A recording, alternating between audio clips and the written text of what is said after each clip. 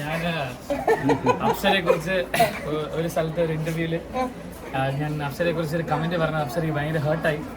അത് ആ ഗെയിമിന്റെ സമയത്ത് ഞാൻ പറഞ്ഞതാണ്.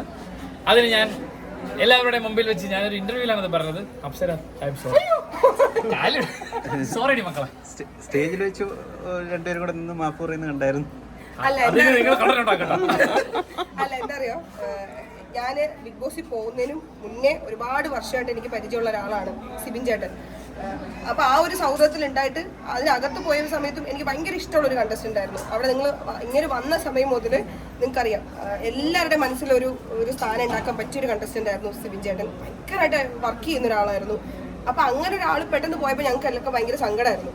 അത് കഴിഞ്ഞ് പുറത്തിറങ്ങിയ ശേഷം ഞാൻ ആദ്യമായിട്ട് കാണുന്നത് എനിക്ക് ഇങ്ങനെ അടുത്ത് ഭയങ്കര നമുക്ക് നന്നായിട്ട് പെർഫോം ചെയ്യുന്ന നല്ലൊരു അങ്ങനത്തെ ആൾക്കാരുടെ അടുത്തൊരു റെസ്പെക്ട് തോന്നും. ഒരു ആർട്ടിസ്റ്റ് ആയതുകൊണ്ടായിരിക്കും ഭയങ്കര റെസ്പെക്ട് ആയിരുന്നു എനിക്ക് മനുഷ്യൻ്റെ അടുത്ത്.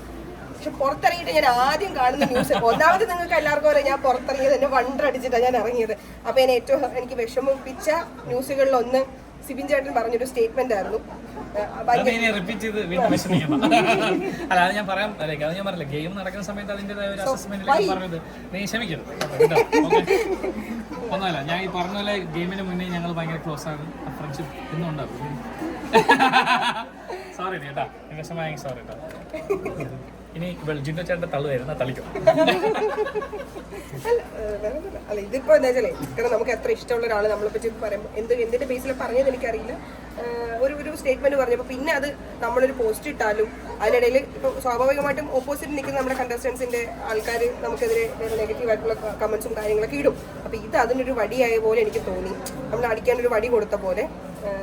അപ്പോൾ എന്തോ ദേഷ്യത്തിന്റെ പുറത്ത് പറഞ്ഞതാ, പക്ഷെ നമ്മളുടെ ഇപ്പം വഴക്കൊന്നുമില്ല. പക്ഷെ അന്ന് വിഷമം തോന്നി. അപ്പം അത് പുള്ളി പുറത്തിറങ്ങിയതിന് ശേഷം വിളിച്ച് പേഴ്സണലി വിളിച്ച് സോറിയൊക്കെ പറഞ്ഞു. ഇപ്പോഴും അത് ക്ലിയർ ചെയ്തു. അതിന് ഒരുപാട് സന്തോഷം. പിന്നെ സിജോ ചേട്ടൻ ഇങ്ങനെ നമുക്ക് എന്തെങ്കിലും വിശേഷങ്ങൾ വരുമ്പോൾ എല്ലാവരും കാണാൻ പറ്റുന്നത്, അത് ശരിക്കും നമ്മൾ ഈ പണ്ട് സ്കൂളിലും കോളേജിലൊക്കെ പഠിക്കുന്ന സമയത്ത് വീണ്ടും ഒരു ഗെറ്റ് ടുഗദറൊക്കെ വെക്കുമ്പോൾ എല്ലാവരും മീറ്റ് ചെയ്യില്ല, ആ ഒരു ഫീലാണ്. അങ്ങനെ എല്ലാവരും കാണാൻ പറ്റി, എല്ലാവരും മീറ്റ് ചെയ്തു. ഭയങ്കര രസമായിരുന്നു. ഋഷീൻ്റെ കല്യാണത്തിന് ഓൾമോസ്റ്റ് എല്ലാവരും കണ്ടു. അപ്പോൾ ജിൻഡോ ചേട്ടനൊന്നും വന്നിട്ടില്ല എന്ന് തോന്നുന്നു.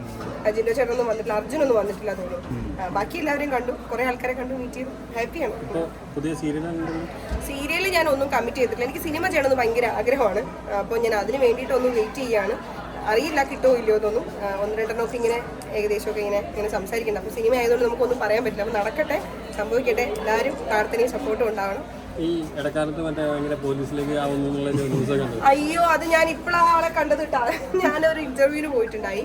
ഇന്റർവ്യൂവിന് പോയപ്പോൾ ഒരു ഇനാഗുറേഷന് പോയിട്ടുണ്ടായി. അപ്പോൾ അവിടുത്തെ പിള്ളേർക്ക് കുറച്ച് ഇൻസ്പയർ ചെയ്യാൻ വേണ്ടിയിട്ട് ഞാൻ പറഞ്ഞു, നമ്മൾ എന്ത് ജോലി ചെയ്യുമ്പോഴും ഭയങ്കര ഹാപ്പി ആയിട്ട് ചെയ്യണം അല്ലേ. ഇപ്പം നിങ്ങൾ തന്നെ എത്ര മണിക്കൂറായിട്ട് ഇങ്ങനെ നിൽക്കണം. ഇപ്പം നമുക്ക് തന്നെ ഒരു സെൽഫി എടുത്ത് കഴിയുമ്പോൾ കൈ കഴിക്കും. നിങ്ങൾ എത്ര മണിക്കൂറായിട്ട് പിടിച്ചിരിക്കുക, നിങ്ങൾ അത്ര ഇഷ്ടപ്പെട്ട് ചെയ്യണോണ്ടാ. അപ്പോൾ ഇപ്പം മഴയാണെങ്കിലും ഞാൻ കണ്ടിട്ടുണ്ട്. ഇപ്പം എനിക്ക് ഏറ്റവും സങ്കടം തോന്നി എന്താ അറിയോ, ഏതോ ഒരു ആർട്ടിസ്റ്റ് മരിച്ചിട്ട് ഞാൻ അവിടെ പോയപ്പോൾ ഈ ക്യാമറാമാൻ അത് കവർ ചെയ്തുകൊണ്ടിരിക്കുക. ഈ ചാനലിലുള്ള ഒരാൾ ഇത് കവർ ചെയ്തുകൊണ്ടിരിക്കുക. പുള്ളിക്കാരൻ ആ ബോഡി കൊണ്ടുവന്ന് ആ ചേച്ചിയുടെ മോളെ വരുന്ന സമയത്ത് പുള്ളിക്കാരൻ കൂടെ കരയാം. കാരണം നിങ്ങൾക്കത് കവർ ചെയ്തേ പറ്റൂ, ഷൂട്ട് ചെയ്തേ പറ്റൂ. പക്ഷെ എന്നാലും നിങ്ങൾ ആ ഇമോഷനിൽ നിൽക്കുന്ന ആൾക്കാർ.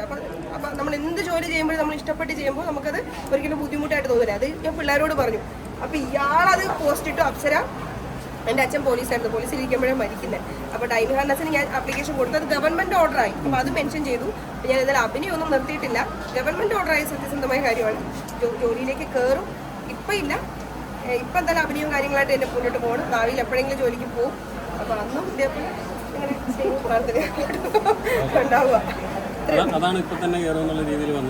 അയ്യോ, ഇപ്പോഴൊന്നുമില്ല, അതൊന്നും ആയിട്ടില്ല. ഞാൻ പറയാം, ഗവൺമെന്റ് ഓർഡറായി. ഇപ്പൊ ഇതുമായിട്ട് അറിയുന്ന ആൾക്കാർക്ക് അറിയാം. ഒരു ഗവൺമെന്റ് ഓർഡറായി. പിന്നെ അതൊരു PSCയിൽ ഒഴിവുവന്ന് അതിൽ കുറേ ഫയൽസ് കഴിഞ്ഞ് നമ്മുടെ ഇത് വരുമ്പോൾ മാത്രമേ നമുക്കതിൽ കയറാൻ പറ്റുള്ളൂ. എന്തായാലും ജോലി ഉറപ്പാണ്. പക്ഷെ റീസെന്റ് ആയിട്ട് എന്തായാലും ഇല്ല. ഞാൻ ഈ അഭിനയ ജീവിതമൊക്കെ ഒന്ന് എൻജോയ് ചെയ്യട്ടെ, അത് കഴിഞ്ഞിട്ട് കയറാം. സിനിമ ചെയ്യണമെന്ന് ആഗ്രഹമാണ്. എനിക്ക് ഭയങ്കര ആഗ്രഹമാണ് സിനിമയിൽ ഒരു ക്യാരക്ടറെങ്കിലും ചെയ്യണമെന്ന്. എന്താ പറയുക, ദൈവം സഹായിച്ച് നടക്കട്ടെ. ഇപ്പോഴും അതെ, ഞാൻ വിചാരിച്ചു ബിഗ് ബോസിൽ നിന്ന് ഇറങ്ങിയതിന് ശേഷം എല്ലാവരും ബിഗ് ബോസിനെ ആയിരിക്കും കൂടുതൽ ഹൈലൈറ്റ് ചെയ്ത് പറയാറ്. പക്ഷെ ഞാൻ ഇവിടെ വന്നപ്പോൾ പോലും എല്ലാവരും ഇപ്പോഴും ജയന്തി വിളിക്കാറ്.